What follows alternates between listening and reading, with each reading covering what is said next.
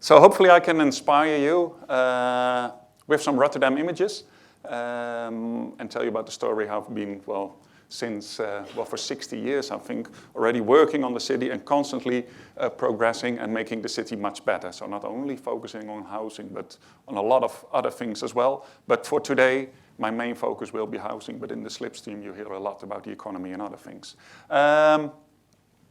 This is what Rotterdam looks like, a big river passing through, huge buildings. That's my office next to the cruise ship. So I can breathe the air from the cruise ship, which is a whole other story. But so yeah, this is Rotterdam. And to give an idea, I don't know many people that can actually pinpoint Rotterdam on the map. That's where it is. 25 minutes to Amsterdam Airport by a fast train connection. 40 minutes to Amsterdam Central Station from Rotterdam Central Station. Only an hour to Eindhoven, which is in the south part of the Netherlands. To Paris, 2.5 hours. To London, direct train, also 2.5 to 3 hours. So we are well connected within the bigger region. And I think that is really key. You have to have these fast connections for the people, but also for if you want to have to be part of this European economy or a global economy. Of course, we are part of that economy because we're a big port still, not the biggest in the world anymore, but at least the biggest in Europe. It stretches for almost 50 kilometers. It also gives us one of the highest carbon emission rates in the Netherlands. So 1/5 of the overall is by Rotterdam and 90% of that is by the port. But the port economy is still important for Rotterdam, but because of these good connections, the other economy is getting much and much stronger. So we're not depending only on the global port economy anymore, and that is a good thing. We've got a much healthier city economy as well. Because of the port, a lot of people coming in for over 100 years. So like London, we are really multicultural. Over 50% of the people do not have a Dutch background. And that is also something to learn about, and what type of housing do you need for, say, someone from Morocco or someone from, say, Brazil, or someone who has been living in the Netherlands and all these generations before for quite some time. So a lot of different nationalities. One of the things that stand out for Rotterdam is that we're not a typical Dutch city with these nice canals and these beautiful houses. No, we were bombed heavily during World War II. But because of the port was growing rapidly in the 20s and 30s with really big innovations and scaling up the port, the people involved in city planning were obviously also the ones involved in the development of the port. There was already quite a lot of modernism going on. So we had some small houseman-like measures being taken in our city center. And when this happened, that was the starting point of building a really modern city for the needs of the future. So that's why Rotterdam more or less looks like this. So Rotterdam is a modern city with broad boulevards, but also during those times, monofunctional city districts within the heart of the city, which is not a good recipe for a healthy city. And then in the 60s and the 70s and the 80s, because we still had the port and a lot of people had their jobs in the port, the main focus was affordable housing. And that again is not a recipe for being a healthy city in the long term. So we got a lot of social housing in our city. Still, over up to 50% of all the housing stock is social housing. And we do have a system of housing corporations in the Netherlands, so they own a lot of that housing. But that is something that is the basis for Rotterdam, and also one of the reasons that socio-economically we do have still some challenges in our city. Attempts were being made to change that. At the end of the 80s, beginning of the 90s, we started to transform the port areas close to the inner city. And I think some of you have heard of the Kop van Zuid, which is a large port transformation. And that was already being a mixed development. Mixed in terms of different types of program, but also mixed in terms of housing. And we've been building a huge bridge covering our lovely river. And again, you can see my office. And this is what it looks like more or less today. So starting with a model and the first ideas in 1987, This is today still working on that, looking lovely, but it helps to get to the overall idea of being a mixed city. But we found out that we can put in a lot of effort in this transformation of the old port areas. Still, we have a city center with monofunctional districts, not a lot of people living in the heart of the center. So we had to change that as well. Before the war, there were 90,000 people living in the city center. After the war, well, not many, of course, still only 40,000.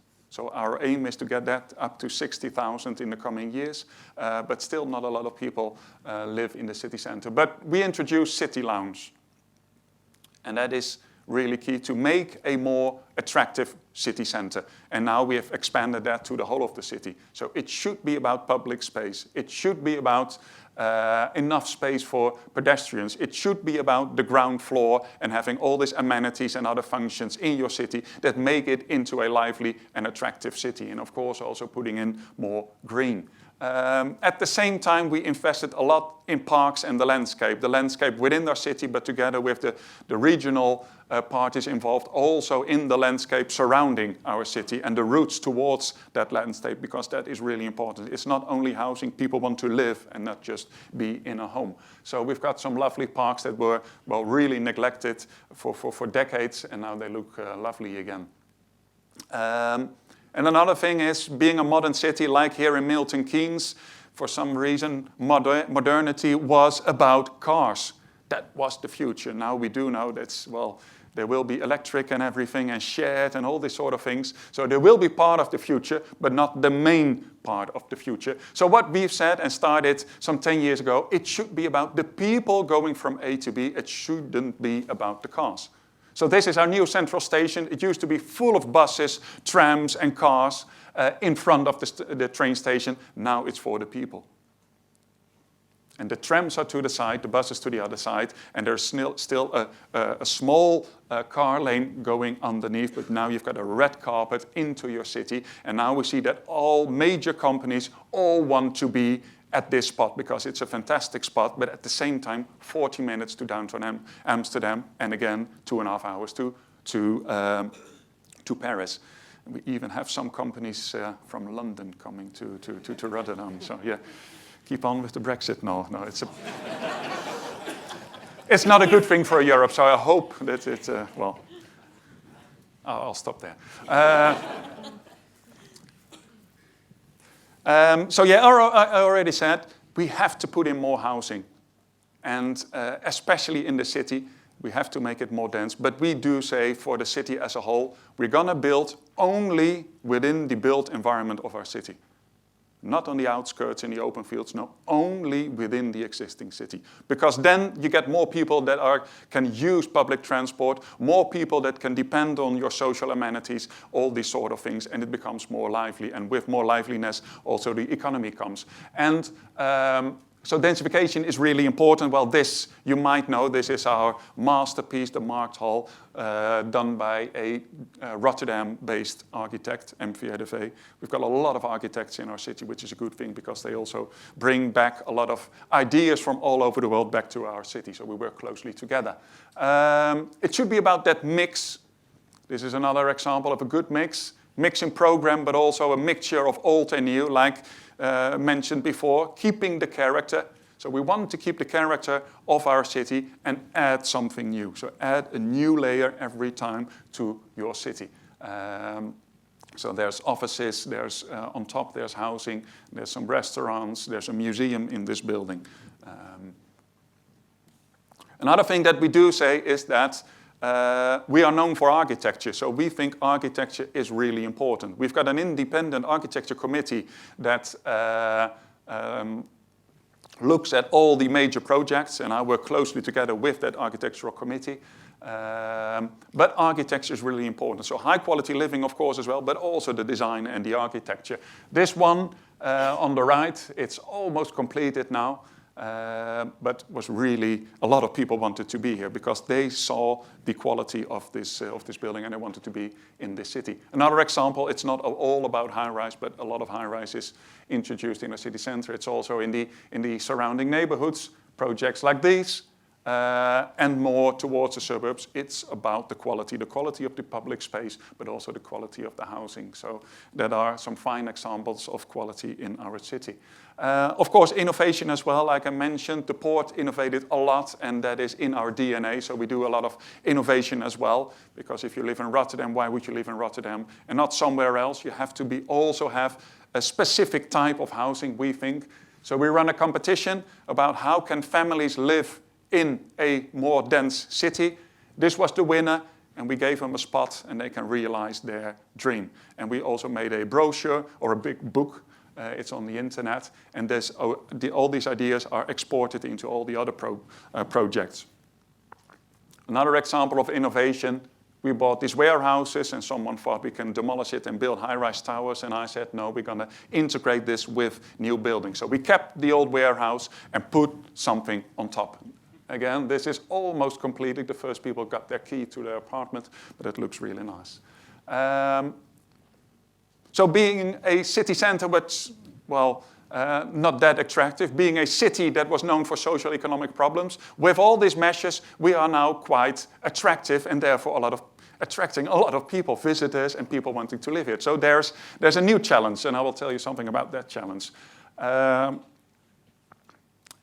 One of the things we said was there's many challenges coming to your city, so we think it should be about an integral vision. So we've made these 5 guiding principles for development in Rotterdam.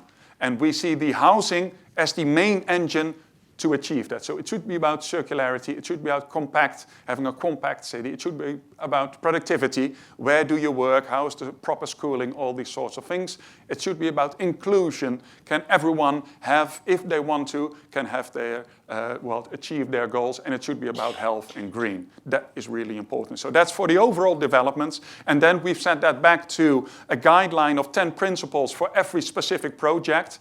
And of course, if you put them all together, you do get a project that you won't be able to build it. It's too difficult. So we said, you have to have a dialogue up front. So we do have a lot of dialogues with developers, with architects, and with us, the municipality, to see which guidelines are specific or can be achieved best in every project. Sometimes just a little bit of health, but a lot of productivity, or a lot about circularity and slightly less about inclusion or something like that. So every time have the dialogue up front, and then you get, we think, good projects. We look at a regional scale, so together with all the municipalities around Rotterdam, Rotterdam is in the middle, but The Hague is up there, we said, to achieve the 1 million we need as the Netherlands as a whole, here it's the Arc, but we have to come up with a strategy. And our strategy is in every town, within the existing boundaries, and along the existing railway tracks and the metro tracks. Adding new stations, and then you can build a lot of housing in your city. So Rotterdam needs 50,000 in the coming years, which is not a lot, but still quite a challenge. And we have to build 18,000 within a few years, so that is quite difficult. So together again with developers and builders, we come up with an action plan. How can we achieve that? What is possible? So again, they're working closely together. The local government has said we told them to, it's part of the local government now. It should have a specific ratio, 20% social housing, which is up to 720 euros. It should be 30% mid-rent level, so that's 720 to up to 1,000 euros per month. And then the 30% is more expensive and the 20% is top level, which I think that 20% is the whole of London. It's all top level, but we don't have a lot of that yet. And for every neighborhood, we look at the specific mixture. So it's not in every project you should have this ratio. We monitor that for all the housing on a whole to have that ratio, but in every project it should be more specific. And that is because, again, we do have still a lot of social housing in these neighborhoods. There are neighborhoods, one is over here, 90% social housing. Katendrecht, Kop van Zuid, was 100% social housing. By adding a lot of new housing, that will go to, say, 50%. But that is really important. So we're looking at a mixture. How can we get some social housing out of the old neighborhood and put it in the adjacent new development, for example? For this 50,000 homes, but it could easily be 100,000, we looked at the opportunity, so on a regional level, but also on the level of the city itself. And here you see all these knots. This is a new train station. There's another one over there. So we combine it again with public transport. That is the key for densification in our city. And we can make this nice combinations with the adjacent neighborhoods. And of course, the main focus point will be the city center, but also in other parts of our city. And for example, that one at the top, it's a big shopping mall and offices, and that's that. And Coca-Cola has their European head office there, and they ask for housing because they think that will be more lively. So there you see, by having this dialogue with developers, but also with entrepreneurs and big companies, you get to see where the challenges are and where the opportunities are as well. So we are now working on adding a lot of housing and improving public space and make it into a mixed neighborhood. So that mixture of program for every spot is really important, and it will differ for every location. But all together, they bring something to the city as a whole. So every location plays a specific role for the city as a whole. Well, a few examples, and then I'll finish. This is in the inner city. Being a modern city, and it was completely bombed, we still have space, like here in Milton Keynes. So we're waiting for the right moment, and then we'll start to develop. Well, this is one location. It's in the, you could say, the heart of the city, with a railway track. It looks like this today. Some placemaking going on, so that has helped. But now we've made plans to do this, add more housing, add more green, add working, add leisure, and also make new connections and cover some of the railway tracks to make it part of the city and to make a good route from the city center via this part to the adjacent neighborhoods. So that's one example. Another one is that we are doing a lot of design studies for this area. This is Kop van Zuid again. It's almost finished, the original plan, but we think we can add a new layer and add a lot of new housing in this area. These basins, port basins, are enormous and they're empty all of the time, so we're looking at how can we use that and also add more green and more public space, because with a lot of new people, you also need more public space. So that's another example on the Kop van Zuid where we think we can add a lot of new housing and other programs, so we're working on that as well. And all these design studies, some we do ourselves and some we ask MVRDV or other companies, design firms in our city to help us with these design studies, and then we go to the local government and say, well, these are the opportunities. Are you bold enough to take this decision and make it into a proper development? Another example is that Feyenoord, Ajax is doing much better, of course, but we hope that Feyenoord one day will also be in the semi-final or even in the final of the Champions League. They do need a new stadium, so the existing stadium is down there and the new one is over there. But there we already said it should be a combined development. So not only about the new station, no, it should be a public space and also adding a lot of housing. Well, we did some extra design studies together with MVRDV, covering this railway tracks, for example, and having this adjacent neighborhood with a lot of socio-economic problems, combine them as well. And I always said, if this is all finished and that neighborhood doesn't the people living there can't go to the waterfront or can't benefit from this development, we've done completely wrong. So now we're looking at making more connections, and we can easily fit in 10 to 15,000 homes in this area, we found out with all these design studies. So that was really helpful. And a last one I would like to show you is that also the port and the port economy, it's quite interesting. Most jobs off the port are now in the city, not in the port anymore. It's machines in the port itself. And you see that the port economy depends more and more on the innovation that's being done in the city economy. So this part of the port closest to the city, Now we're, together with the Port Authority, we're looking at a combined development, so city development, housing and working and leisure, combined with port activity. And of course, the amount of sound that some companies produce has to be lower, but we think we can combine it. There's a lot of placemaking already going on. These towers at the back have been transformed into housing already, a lot of placemaking going on, and we think in the end, together with the Port Authority, we can make this into a mixed development that perhaps look like this. So we just made some images where the innovation takes place, people live, and it will be a stimulus for the city economy, but also for the port economy. So always looking at all these aspects in city planning. Well, that was in really short what I would like to tell you. So thank you very much.